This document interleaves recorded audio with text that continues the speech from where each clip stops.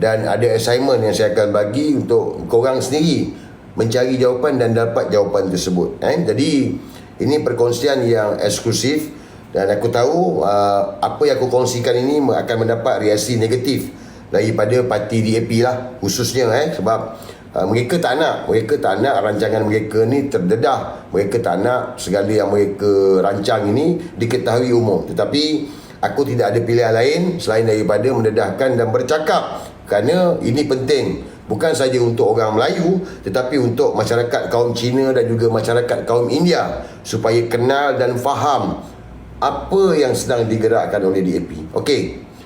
Semalam lepas Lee Guan Eng bekas Menteri Kewangan telah membuat satu kenyataan yang sangat-sangat berbaur perkauman yang dikeluarkan oleh Malaysia Now. Okay. Dalam tajuk itu, Guan Eng dakwa gelombang hijau bakal musnahkan Tokong dan menafikan hak agama di Pulau Pinang. Dalam kata lain, banyak jugalah yang dinyatakan oleh Lee Guan Eng ini, termasuk tak boleh pakai seluar pendek lah, tak pergi beli nombor kedai judi lah. Jadi kenyataan Lee Guan Eng ini keluar yang sebenarnya setelah memberikan satu orang cakap kemarahan orang Melayu khususnya kepada parti PAS. Kerana apabila disebut dengan gelombang hijau, sudah tentulah dituju kepada parti PAS. Jadi bila keluar kenyataan tersebut, maka banyaklah respon yang mana ramailah juga yang buat laporan polis. Daripada semalam sampai ke hari ini, ramai yang membuat laporan polis khususnya daripada pemuda PAS ke atas Lee Guan Eng ini. Jadi perlu untuk buat laporan polis. Dan kita memang desak Lee Guan Eng untuk segera ditangkap, direman dan disoal siasat. Lee Guan Eng ni bukan saja perlu disoal siasat, dia perlu ditangkap dan direman, kerana dia telah mencetuskan keharmonian kaum dalam negara ini. Dia telah mencetuskan satu suasana menggugat ketenteraman awam. Ini real. Jadi aku tak tahulah sejauh mana pihak polis nak mengambil tindakan. Aku harap pihak polis bertindak, kerana sebelum ini orang Melayu yang bercakap sedikit ditahan, direman. Jadi bagaimana dengan Lee Guan Eng yang mengeluarkan kenyataan yang sangat-sangat perkauman, sangat-sangat jijik dan sangat-sangat resis. Dan ini satu perkara yang perlu diambil perhatian serius oleh pihak polis. Tapi aku tak tahulah, sebab hari ni kerajaan Madanon kan, Menteri Keselamatan Negeri pun Saifuddin, kawan DAP. But kita tengok pelaksanaan undang-undang dalam negara kita ni. Jadi guys, kenapa Lee Guan Eng keluarkan kenyataan tersebut? Kenapa tiba-tiba Lee Guan Eng mengeluarkan satu kenyataan yang cukup berbau perkauman yang resis? Kenapa? Walaupun Lee Guan Eng menafikan, tetapi telah dibuktikan apabila Sincu yang melaporkan tu, bila translate tu, memang sebiji-sebiji apa yang dikatakan. Sebab Lee Guan Eng ni, dia bukan tak tahu, dia tahu. Dia cuma bila dah keluar, dia menafikan lah. Dia kata putar belit. Aku baca tadi kenyataan, dia kata kena suruh Fadli Syahri, Ketua Pemuda PAS, suruh Fadli Syahri yang buat laporan polis, jangan suruh pemuda-pemuda PAS buat. Dia cabar pula Fadli Syahri buat laporan polis. Kenapa Lee Guan Eng pula tak buat laporan polis ke atas portal Malaysia Now? Kenapa Lee Guan Eng dia tak buat laporan polis, melaporkan bahawa apa yang dilaporkan oleh Malaysia Now ini tidak betul? Lee Guan Eng tak buat report polis pun. Sepatah pun Lee Guan Eng tak cakap nak saman ke apa, tak ada. Kenapa? Sebab Lee Guan Eng memang sengaja mengeluarkan kenyataan tersebut. Kenapa? Yang ini menjadi persoalan kita. Kenapa? Ya, kita tahu memang dia ni chauvinis, dia ni resis kan. Memang Lee Guan Eng ni anak Lingkit Siang. Anak Lingkit Siang mesti orang tahu anak Lingkit Siang ni. Jadi kenapa dia keluarkan kenyataan tersebut? Bila aku tengok keadaan ditambah dengan pengetahuan yang aku tahu sebelum ini, maka aku boleh rumuskan ada tiga agenda utama yang digerakkan oleh DAP dan juga kerajaan Madanon hari ini. Ada tiga. Pertama, ini adalah untuk pilihan raya negeri, yang mana Dia nak menakut-nakutkan kaum Cina. Dia nak menakut-nakutkan pengundi Cina bahawa untuk menolak Perikatan Nasional pada pilihan raya negeri yang akan datang ni. Dan memastikan pengundi Cina ini keluar mengundi supaya gelombang hijau yang dikatakan ini tidak menang di Pulau Pinang. Sekarang ni Negeri Sembilan dan Selangor, insya-Allah guys, insya-Allah. Percayalah aku cakap. Pulau Pinang ni sikit lagi. Dan memang kalau kedapatan kita ni sekarang ni memang dah ada 18 kursi DUN untuk Pulau Pinang. Jadi Lee Kok Ai ni dia tahu, dia bukan tak tahu.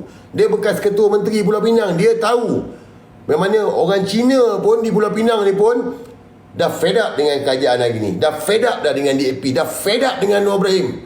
Jadi mereka tahu. Jadi sebab itulah Lee Kok Ai mengeluarkan kenyataan tersebut. Yang pertama tadi tu untuk supaya Cina ni keluar mengundi. Kalau fed up, jangan tak keluar mengundi, tapi keluar mengundi dan menyokong DAP sekali lagi. Itu pertama lah. Tapi kalau kita fikir logik akal, bak kata Syafiq, logik akal lah. Ramai pengundi Cina hari ni pun tahu kalau nak kata gelombang hijau ni akan musnahkan tokong, di Kelantan elok je. Betul lah. Di Kelantan tu elok je. Malah satu patung tu yang patung Buddha tu merupakan yang kedua tertinggi di Asia Tenggara. Ada satu patung Buddha baring kat tempat tu merupakan patung Buddha baring ketiga terbesar di dunia. Dan benda tu pula wujud pada tahun 70-an dan 90-an di negeri Kelantan. Jadi Kelantan ni ditabir oleh PAS. Jadi masyarakat Cina ni yang tahu keadaan ni dah pastilah dia akan menolak mentah-mentah apa yang Lee Kok Ai katakan ni. Jadi Lee Kok Ai pun tahu. Dia pun tahu masyarakat Cina ni akan ada yang tahu sebab hari ni semua maklumat kat ujung jari. Dan perkara ni pun telah digembar-gemburkan lama dah oleh PAS. Termasuk dalam seminggu ini kita boleh tengok banyak video-video daripada masyarakat Cina yang menyokong PAS, yang bagi tahu PAS ni elok, PAS ni bagus, PAS ni tak resis. Malah mengkritik pula DAP. Pertama tadi ni. Yang kedua. Dalam kenyataan tersebut, Lee Kok Ai bagi tahu bahawa dia betulkan balik. Dia kata dia bukan cakap tokong ni, tetapi dia cuba ingatkan balik satu tokong Hindu yang telah dirobohkan pada tahun 2020 di negeri Kedah. Pak, tengok jahat tak jahat Lee Kok Ai ni nampak Pertama, dia nak takutkan masyarakat Cina. Keduanya, dia nak membangkitkan kemarahan kaum India.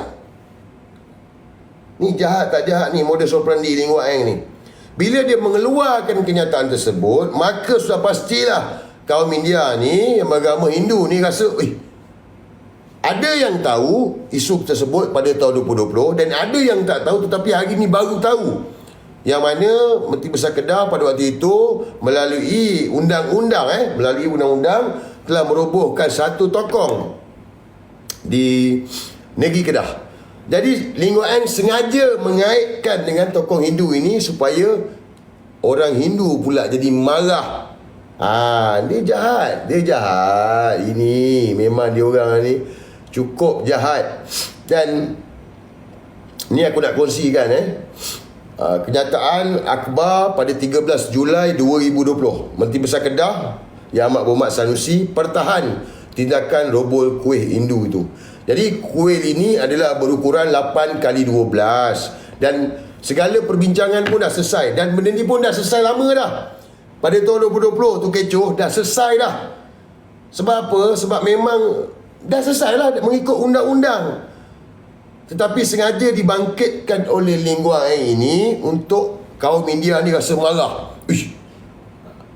Jahat dan perkara ini, kes kuil dekat Kedah ini yang dirobohkan ini, dulu dibangkitkan oleh P. Ramasamy. P. Ramasamy siapa?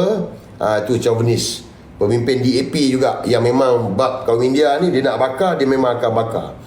Jadi pertama tadi China, kedua sekali tadi India.